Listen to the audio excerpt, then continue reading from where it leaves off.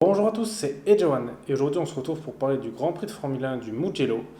Donc ce fut la première course de Formule 1 qui a été organisée sur ce circuit et, et on peut dire que ça a vraiment été une course très mouvementée. Franchement je pense que c'était encore pire que Monza. On dirait qu'en ce moment les circuits d'Italie il se passe beaucoup de choses, donc peut-être qu'à Imola ce sera pareil aussi. Mais là c'est vrai que ça a été il y a eu beaucoup de rebondissements. Bah, enfin pas vraiment. Donc c'est vrai qu'on peut dire qu'il y a eu beaucoup de rebondissements et je pense que je vais faire un petit débat après sur la vidéo pour expliquer le pourquoi du comment parce que moi j'ai peut-être ma petite idée de pourquoi il y a eu autant de voitures de sécurité déjà et d'accidents. Donc on va commencer par le vainqueur. Alors le vainqueur, je l'avais dit dans ma dernière vidéo à Monza, et ben c'est Lewis Hamilton. Et je le savais parce que quand Hamilton il fait une course qui n'est pas bon, et ben qu'est-ce qu'il fait la prochaine il la gagne en général. Donc il a montré que c'était lui le patron même si au départ il a fait une petite erreur. Donc avant de vous parler de la course en détail, je vous laisse voir le classement.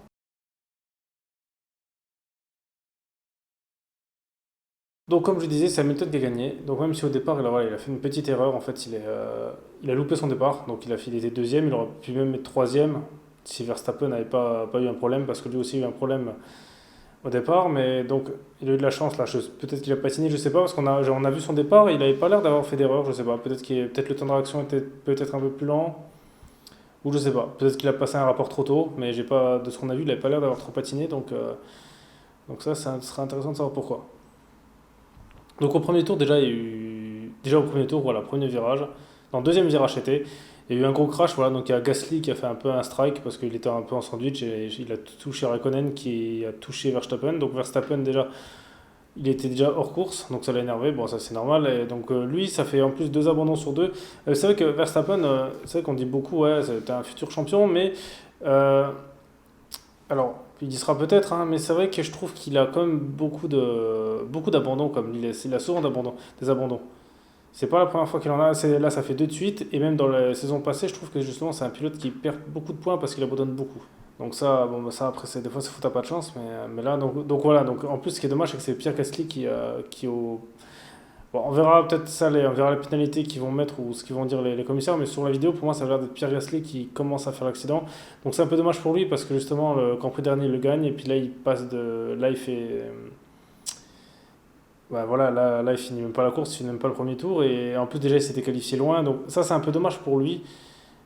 Il faut espérer pour lui qu'il ne continue pas sur la lancée qu'il vient de faire là, parce que même s'il a gagné une course, si par exemple les prochaines courses qu'il fait, il fait pas mieux, euh, ça va être compliqué pour lui. Parce qu'en F1, c'est ça qui est cruel, c'est-à-dire il faut essayer de rester être constant un minimum.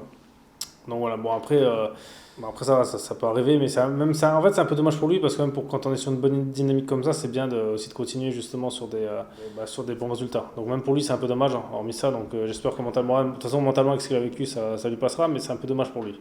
Donc ensuite, voilà, après, je crois qu'il y a eu 6 tours de voiture de sécurité. Bon, c'était très long parce que les autres tours sont longs. Ensuite, il y a le redémarrage.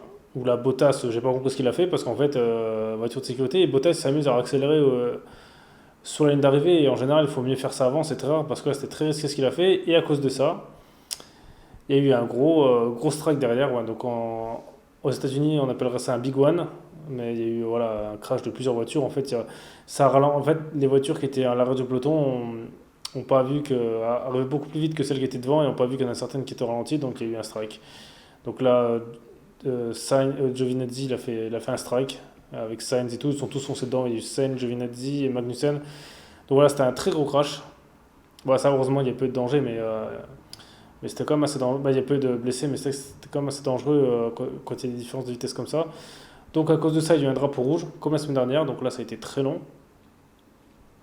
Ça a été très long. Ensuite, la course a repris ses droits. Il n'y avait plus que 13 voitures.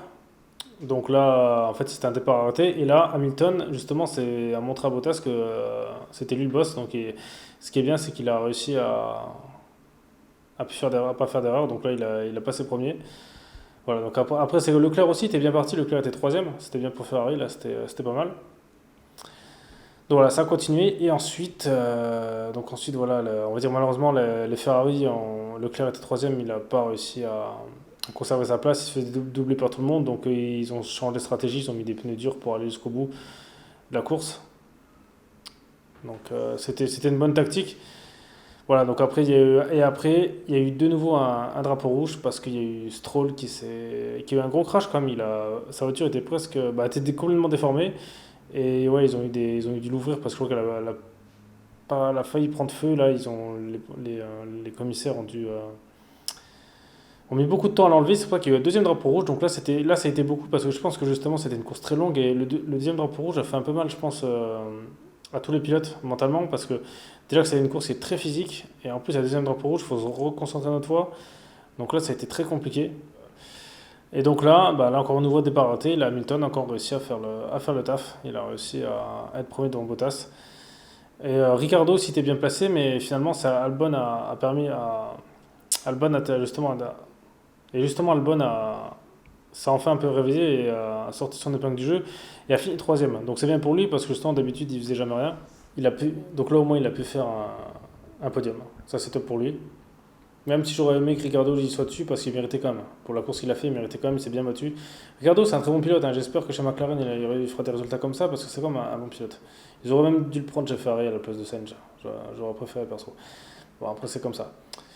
Donc voilà, donc ça a été quand même une belle course, mais c'est vrai qu'en fait, il y a eu beaucoup de rebondissements dans les faits, mais en fond, dans le résultat, non, Hamilton a dominé du début à la fin, donc là-dessus, il n'y a pas eu trop de, de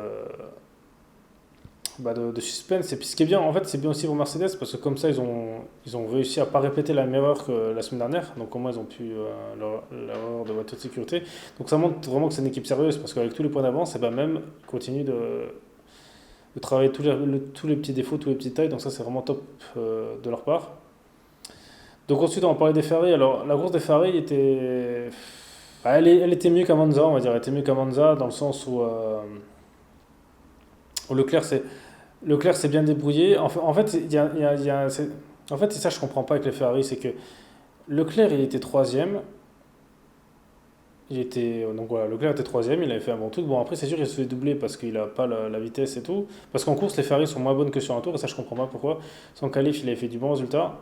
Et ensuite, donc comme il se fait dépasser, ils ont mis les pneus durs. Et là, ce que j'ai pas compris, c'est à la fin de la course, en fait, il a fini presque comme Vettel, même s'il y a une voiture de sécurité, mais dans la même place, alors que justement, il avait une autre stratégie. Donc en fait, c'est ça que je comprends pas, c'est que ça fait pareil en Belgique. En fait, c'est la même chose en Belgique, c'est-à-dire que Leclerc est devant en Vettel, mais au final, il finit toujours dans la même place que lui, alors que c'est ça qui c'est un peu bizarre ce truc parce que on dirait que la Ferrari, elle est bonne au début, en fait, quand la course commence, et après, elle régresse. Et pourtant, là, il n'y avait qu'une seule ligne droite. Et en plus, honnêtement, c'est vrai que c'était vraiment le circuit pour moi que Ferrari aurait pu, je pense, sauver sa saison, sauver sa saison, mais faire un résultat. Parce que déjà, c'est leur circuit à eux, leur appartient, et la piste était faite pour eux, c'est-à-dire qu'il y avait une seule longue ligne droite, mais sinon c'était que des virages, donc que des virages rapides. Donc ça, en général, eux, sont pas si mauvais que ça. Comparé à donc un jour Sochi, qui a des grandes lignes droites, là, ça va la fin, voilà. Mais là, j'ai pas vraiment compris. Donc Vettel, en fait, c'est ça, c'est que Vettel, en plus, était parti loin, était parti 16e parce qu'il a pas fait de bon qualif, mais au final, en course, ils sont à peu près au même niveau, quoi. Pourtant, Vettel a eu beaucoup de pannes aussi, même si c'est vrai que la voiture de sécurité, les départs ont arrêté. Les départs ont aidé, mais je pensais quand même que Leclerc allait finir devant lui. Et en plus, le pire, c'est que Raikkonen, bon alors Raikkonen, malheureusement, il a pris une pénalité de 5 secondes parce on s'assure qu'il a rentré dans les stands d'une manière peu académique, mais c'est quelque chose qu'Hamilton avait déjà fait au Grand Prix d'Allemagne, c'est au-dessus de l'année dernière, quand il avait beaucoup plu, et il n'avait pas été pénalisé pour ça, alors que lui, c'était encore pire. Donc je trouve ça dommage d'avoir mis 5 secondes pour ça. Et donc malgré ça, lui, il était, avec les 5 secondes en plus, il a été intercalé entre les deux Ferrari, mais s'il pas ça, il était devant. Donc ça veut dire que l'Alfa Romeo est toujours supérieur à la Ferrari, même si Vettel à un moment l'a doublé, mais bon, ça jouait, en fait, ça s'équivaut. Donc ça veut toujours dire que le Ferrari ne sont pas bons en châssis du tout. Enfin, ils ont le même niveau, quoi. Et le truc, c'est qu'Alfa Romeo, ils sont loin, quoi. Et en fait, et là, c'est vrai que moi, ce qui m'inquiète, en fait, chez Ferrari, ce que je pensais, c'est que le truc, c'est que maintenant, il y aura les plateformes budgétaires. Donc, si en 2022, ils- le nouveau règlement, ça leur permet pas de, de refaire surface, et ben, je pense que Ferrari, c'est cuit, hein. Parce que là, à l'heure actuelle, on peut dire une grande équipe comme. Parce que là, une grande équipe, on va dire, si elle est en difficulté, eh ben, il suffit de faire quoi? Il suffit de lâcher de l'argent. Voilà, ils crachent autant d'argent qu'ils peuvent. Et en lâchant de l'argent, il y a bien moyen de réparer ses heures, en tout cas de réduire son retard. Mais avec les plafonds budgétaires, si c'est mort, c'est mort, hein. Parce que c'est-à-dire qu'en gros, les voitures seront presque figées. Donc ça aussi, je trouve ça dommage. Parce que 50 millions, ça veut dire qu'ils vont devoir en plus enlever du personnel. Mais je trouve ça vraiment dommage. C'est-à-dire que je sais pas si ça va rester. Parce que là, le problème, c'est qu'une grande équipe, par exemple, si Ferrari, ça va les tuer. Je pense qu'ils se barront. Ils vont pas rester s'ils peuvent pas développer la voiture. S'ils ont pas. Donc ça va être compliqué. Là, je pense que ça va vraiment être. Ça va être assez compliqué de faire ça. À mon avis, ils font ça justement pour réduire les écarts entre les écuries, mais je pense que là, ça va être compliqué. Ça va être compliqué pour Ferrari, donc espérons pour eux qu'ils réussissent cette année déjà à pouvoir investir pour 2022, sinon ça va être compliqué. Donc à part ça, il y a eu aussi, donc à part la Ferrari, sinon voilà, après les autres, Lance Stroll a fait une bonne course, c'est dommage qu'il s'est planté parce qu'il était troisième, comme il a fait quand même une bonne course. Et puis justement, on dirait que le fait que Perez parte, ça l'a un peu libéré parce que justement, je l'ai trouvé beaucoup meilleur que Perez et d'habitude, et je pense justement que Perez parte, on dirait que ça l'a peut-être un peu libéré parce que peut-être qu'il avait la pression, il n'était pas sûr de rester. Parce que Jean Perez et lui, c'est qui bon, Jean Perez est souvent un peu devant, mais sinon c'est proche et là, il était vraiment beaucoup plus fort que lui, donc ça m'a quand même un peu étonné. C'est bien, voilà, c'est bien qu'il montre qu'il a comme le niveau, donc c'est top pour lui quoi. C'est bien aussi pour Raikkonen qui a mis ses premiers points, c'était top parce que justement ça faisait longtemps qu'elle n'avait pas mis et peut-être ça va le motiver à rester chez Alfa Romeo. Voilà, donc voilà, donc alors s'il y a eu autant d'accidents, justement je voulais en parler de ça, c'est que pour moi le circuit honnêtement n'est pas fait pour les Formule 1. C'est-à-dire qu'il est fait pour faire des essais mais pas pour des courses parce que regardez déjà les premiers virages, la piste est hyper étroite et c'est-à-dire que déjà à deux ils ont du mal à passer. C'est un peu comme Monaco, on va dire. Et le truc, c'est que à Monaco, tout le monde connaît Monaco. On sait c'est quoi le problème. Là, au Mugello, c'est la première fois qu'ils venaient. Donc, ils ont fait que des tests sur simulateur ou des essais libres ou des qualifs. Ils n'ont pas fait des tests en course. Ils pouvaient pas. Ils sont pas amusés en course à tester des trajectoires différentes je veux dire, en essai. Donc, c'était ça le problème. C'était que, à cause de ça, la piste était trop étroite et c'était compliqué. À mon avis, ils ont tenté des trucs, c'était compliqué de doubler. Et même si c'est. Alors, je pense que c'est un très bon circuit pour faire des essais, ça. Mais pour de la course, je pense qu'il faudrait peut-être le revoir sur certaines choses, peut-être élargir certains endroits, en enlevant peut-être du sable, en mettant un peu plus de goudron, je sais pas, parce que ça se voit que c'était un circuit. Bah, déjà, c'était un circuit à l'ancienne, avec beaucoup de gravier et d'herbe, donc ça, c'est pas plus mal d'un côté, au moins comme ça, s'il y a une erreur, hop, direct, on est out. Ça. Mais. Et aussi, c'était un Grand Prix qui était très physique, donc ça m'a aussi étonné. Bon, Hamilton qui était vraiment fatigué à la fin. Donc je pense que c'est un super circuit pour aller s'entraîner, s'il est physique, parce que je pense que si on fait tout le circuit là, si on reste ce circuit là, on peut tous les faire à mon avis. Mais ça montre bien aussi que celui-là, je pense qu'il n'était pas vraiment adapté aux Formule 1. On n'est peut-être pas aux Formule 1 actuelles. C'est pour ça qu'il y a eu énormément d'accidents. Sinon, dans les autres circuits, il n'y a pas ça. Et c'est pour ça aussi que Bottas a peut-être fait. Non, donc ça montre pour moi qu'il est pas adapté au F1 actuel. Même la ligne droite, là, on va dire, était. Ouais, même la ligne droite, là, justement, d'arrivée, je trouve qu'elle était un peu étroite. Alors, dans les autres catégories, même si dans les autres catégories, genre Formule 2, Formule 3, il y a eu des dépassements, ça allait, mais les voitures, c'est pas les mêmes. Déjà, elles sont beaucoup moins larges, elles sont un peu moins rapides, donc c'est un peu différent. Voilà, je pense, en fait, c'est comme si bon, vous avez déjà joué, je sais pas, à des jeux de simulation de course, genre des Gran Turismo ou des Project Cars, voilà, ou des jeux où il y a beaucoup de catégories de voitures différentes. C'est comme quand on prend des voitures, il y a certaines voitures, des circuits sont vraiment compliqués à faire, et je pense que celui-là faisait partie de. Je dirais pas que ça irait jusque-là, mais c'était pas loin. Parce que quand on voit les premiers virages, voilà, ça se voit que c'est pas fait pour vraiment des voitures très très larges, quoi. Parce que on regarde les autres circuits de Formule 1, la piste est quand même plus large.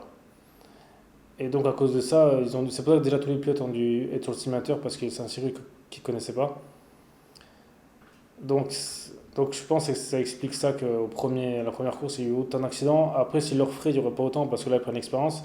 Mais là, voilà, ils étaient un peu dans le doute. C'est pour ça au début, là, quand Gasly a eu son accident, ils étaient à 3 de front. Ça, ils n'auraient jamais tenté. À Monaco, ça ne se tente pas. Donc là, c'est pareil. Je pense que c'était à cause de ça. Mais bon, peut-être, après, pourquoi pas. C'était quand même un circuit en fait, il est prêt physiquement. Mais après, en termes de spectacle, je ne sais pas s'il faut le laisser en calendrier, justement. C'est un bon circuit de test pour moi, pour tester une voiture. Mais après, à part la longue ligne droite, c'était quand même assez compliqué de doubler, quoi. Souvent, c'est tellement serré que, en fait, en gros, on peut doubler, mais il faut vraiment forcer, quoi. Et d'ailleurs, c'est vrai qu'il n'y a pas eu énormément de dépassements sur le de la course, hein. C'était pas. À part Ferrari qui se faisait dépasser, mais sinon les autres, bah, encore ici, et un peu Albon aussi. Donc c'est pour ça qu'il y a pas eu, il y a eu des dépassements, mais pas énormes. Mais bon, donc c'est peut-être pour ça aussi que c'était compliqué. Mais bon, après voilà, c'était quand même une course qui peut être intéressante à voir. À voir, peut-être mettre quelques modifs sur le circuit, mais je pense qu'il était comme. Voilà, il était pas. En fait, c'était un circuit vraiment éprouvant parce que justement, les circuits physiques, en fait, ça montre aussi les pilotes lesquels sont les mieux préparés ou pas. Parce que si on est épuisé physiquement, bah, le mental il baisse aussi, donc on est moins concentré. Donc c'est vrai que on va dire il faudrait peut-être justement peut-être plus de circuits comme ça justement pour relancer peut-être un peu plus l'intérêt de la F1, donc des circuits peut-être un peu plus durs. Après maintenant on se retrouve dans 15 jours à Sochi, donc là Sochi sera différent. C'est une course justement, celle-là, dépasser c'est très facile, il y a énormément d'endroits, il y a des longues lignes droites, les virages sont assez larges, donc là on peut très facilement dépasser. Ça va être je pense un circuit qui, bah en fait, ouais, je pense qu'à Mercedes si on l'a gagné, Hamilton, s'il n'a pas de problème, avec Hamilton Bottas. Et derrière ça peut être compliqué, non, et derrière ça peut être serré. Derrière ça peut être serré. Ferrari vont avoir énormément de mal, à mon avis, sur le circuit là, parce que là, il y a des gros virages en appui et des très longues lignes droites. Et là, ça va être chaud pour eux. Les très longues lignes droites, ça va leur faire mal. Je crois qu'il y a deux zones de DRS, ça va leur faire mal. Et à mon avis, je les vois vers la. Je sais pas, moi, je pense qu'ils vont faire entre 10 et 12e, à mon avis. Je le sens, ça va être pareil. Donc voilà, donc en tout cas, si vous, justement, vous avez trouvé des choses sur la course là, du Mugello que j'ai pas dit, donc dites-le moi dans les commentaires, ça serait. Voilà, ça. C'est toujours bien de partager ses avis. Voilà, s'il y a des choses que j'ai pas dit que vous avez relevées ou s'il y a des choses que j'ai dit que vous n'êtes pas d'accord avec moi, vous pouvez me le dire. Donc voilà, je serais ravi de vous répondre. Et sinon, en tout cas, merci d'avoir regardé la vidéo et on se retrouve à la prochaine pour une prochaine vidéo.